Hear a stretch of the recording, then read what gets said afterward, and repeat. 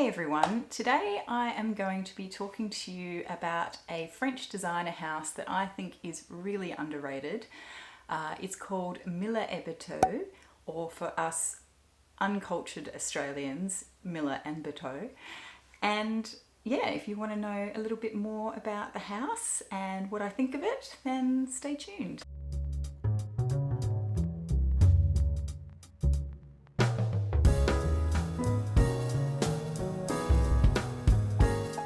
So Menta y Menta is a French designer house that was established in 1985 by Francis Miller and Patrick Bertaux. They were both very avid travellers and they eventually settled in Paris, where they opened a store. They would sell clothing that they made, but they also would sell various things that they gathered through their travelling. And shortly thereafter they started making perfumes, and I believe the nose behind most of their fragrances, if not all of them, is a fellow named Vincent Ricord. So I was introduced to this house actually by my friend Daniel, who I met through Instagram. He also has a fantastic blog, so I will link his blog down below. I really value Daniel's opinion on fragrances, partly because I think we both share similar tastes in some fragrances, and also because I feel like he's been looking at perfumes critically for himself a lot longer than I have. So anyway, without further ado, let's get started with the first one. L'Eau de Parfum number 1. So this one opens really spicy and a little bit sweet, and actually it's a lot spicy and a little bit sweet. It really does smell like you've walked into an ethnic food supermarket where they sell lots of the spices and things. It's beautiful, beautiful spicy fragrance. They describe on their website, I think, it as having a chutney note, and I think that that is spot on. That's pretty much exactly what it smells like to me. There's some florals in there too. I think they have ylang ylang. And you sort of just get a vibe of florals. You don't necessarily, I can't necessarily pick out individual floral notes, but there is some black iris in there as well, which I'm assuming is what's giving it a slight powdery note as well. There's obviously some woods in there, but the woods aren't really that prominent to me. I think sandalwood and cedar are the ones that they describe. And yeah, it smells woody a little bit, but mostly it just smells sweet spicy. It's really, really pretty. I like it a lot. I don't know if I would want to go around smelling like chutney though. So now that I've read that, I can't unhear it in my brain. So I feel like if I was to wear this, it would feel too sweet or too food-like for me. So that was L'Eau de Parfum number 1. And I think it also goes by the name of For You. The next one is called A Quiet Morning. And when I first tried this the other day, this actually quickly jumped to the top of the list in terms of my favorites from the 5 that I'm going to be talking about here. I'm just putting it on my arm again. I really like the opening of this. This one has a really beautiful spicy opening, and I also get a lot of wood. I don't know what kind of wood, it just smells a little bit woodsy.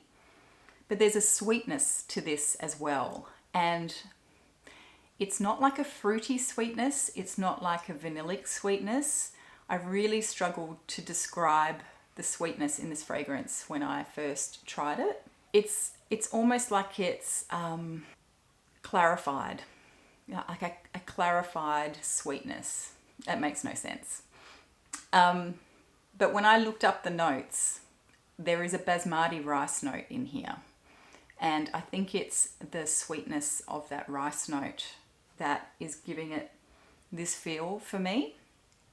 And I'm not sure how I feel about the rice note. I'm not going to lie. I think I would like this fragrance better if it didn't have that in there, or if it had less of it in there. Because I feel like when it dries down, that sweetness gets amped up on my skin and it feels a little bit too sweet. But the spices in here are really earthy and dry, but also very subtle. Compared to the first one was really hit you in the face spice. This one, the spices are really subtle and are blended with the woods a little bit more. So I find it is not quite as food-like. It doesn't smell like you don't smell like a Moroccan spice market. You smell intriguing. Unfortunately, as this dries down on my skin, the sweetness of that basmati rice note really amps up, and in the dry down I wasn't as much of a fan, because it starts to feel like overripe stone fruit with some spices sprinkled on top. So loved the opening on that one, but unfortunately I don't think that's a full bottle worthy one for me. So the next one is one of my favorites. It's called Study Number 23. I remember going into the perfumery the first time with Daniel, and he was talking about these fragrances, and he was talking about a different one that he really likes, which I also have a sample of here, so I will talk about that soon. But this was the one, when I sort of sampled a few of them, this was the one that jumped out at me. I just absolutely adore this fragrance. This has a really beautiful incense note in it. It's a little bit smoky, but it's also woodsy and it's also spicy. So it's not too in your face smoky. You don't smell like a campfire, but it's a little bit smoky, and then it has these woods in there as well. But it also has some florals in here, which you don't really detect in the opening, but this has dried down on me now. And there is definite florals, a little bit of sweetness in there, not too much. But going back to the opening really is just spicy incense to me, and I really, really love that. And then as it dries down, the spices tone down a little bit. The incense still remains, but it's not as strong.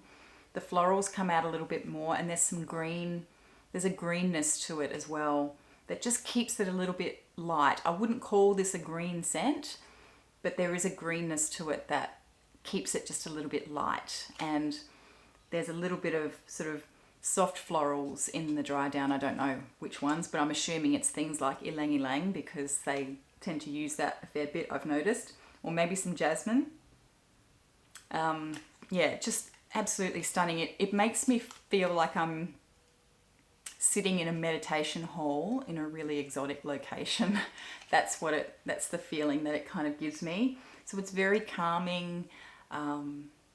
It's very serene kind of smell, and I really, really love it. So this I am going to be buying a full bottle of for sure.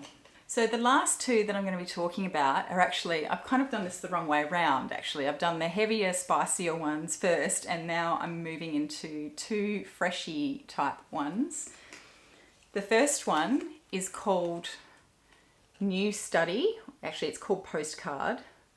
This is the one that Daniel really likes. Actually, he likes a few of them. He's got a few of their bottles actually. This one is a really, really great citrusy, fresh scent, but it's aromatic as well. So there's some herbal notes in there, but it opens with sort of a lemon, grapefruit, orange kind of feel.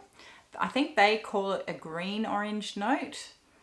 So it's very fresh and juicy, but not zesty. So it's not really sharp like the zest of the fruit. I think I've explained this with some other citrusy fragrances before. To me, it smells like the fruit juice rather than the zest. And you've got the aromatic notes in there. I don't know what aromatic notes are in there. It kind of feels to me like a glass of freshly squeezed citrus juice with maybe some, you know, mint or basil or something put in there to just give it a bit of a lift. This also has a coconut note in it, but it's not, I would say it's not a milky coconut. This is a coconut water kind of coconut. I don't really get the coconut that much. I think in the mid is where I almost get it. And I think it sort of just gives the fragrance a smoothness. It doesn't necessarily, the coconut is not playing a dominant role here. So it doesn't smell like a suntan lotion kind of smell. In fact, I can barely detect the coconut in this, but there is a point in the mid where it does sort of get a really smooth, nice smoothness to it, and a sweetness as well. And I think that comes from the coconut as well as the citrus juice. So yeah, to me, this smells like a summer drink in a really beautiful, aromatic, fresh citrus way. So definitely worth checking out, particularly if you're in the Northern Hemisphere at the moment, you're coming into the warmer months. This one might be a good one to look at, because these fragrances are quite well priced compared to a lot of other fragrances, and they're really, really good quality. So worth checking out. And the last one is also really, really great. It's called Menta y Menta. I don't know if I did that right. And as you can probably guess, it's minty. So this one I really like because it's got a tea note in it as well. And I used to really love tea fragrances, and I've really sort of gone off them in the last couple of years probably. I still quite like Tea for Two by Parfumer, but really no other tea fragrances have really caught my attention at all. But this one has. It is very minty. It smells like mint tea, not peppermint tea, but mint tea, like mint leaf tea. And it's really kind of quite soft as well. There's a hint of sweetness in there. But yeah, it's quite soft, and it just sort of envelops you without being too harsh. Sometimes I find those tea fragrances, the tea notes can be a little bit bitey. So when you first put it on, it's very fresh and very zesty and cooling and like mint. But I really love this one. It's very refreshing. I don't think it's overly complicated. It's mint tea. There is also meant to be the note of roasted coffee beans in here. And I can't say that I get the roasted coffee bean note at any point in the progression of this fragrance. Possibly, maybe it would be more prominent for me if I had a proper spritz and not using the dipstick and the splash bottle. Maybe, if anything, perhaps the coffee note doesn't smell like coffee. Perhaps it just simply gives this tea note a bit more depth. But that's really all I have to say about it. I really, really love it. I think I would buy a full bottle of this. So that was my little spotlight on Mille et Bertaux, and I really, really like this house. As I said, there are several bottles that I'm looking to buy. Anyway, I hope you enjoyed that, and have a lovely week, and I will see you next week. Okay, bye. I think there's one called Indian Study and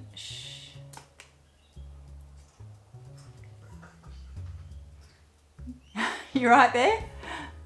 I can hear you chewing. I really, really enjoy this house.